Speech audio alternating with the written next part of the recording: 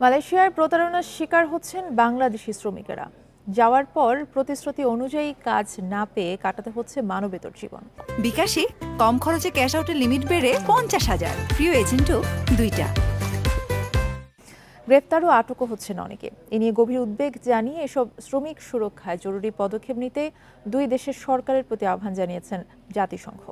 কয়েক মাস বা তারও বেশি সময় ধরে মালয়েশিয়ায় আছেন এরকম বাংলাদেশি অভিবাসীরা অমর্যাদাকর এক পরিস্থিতির মধ্যে।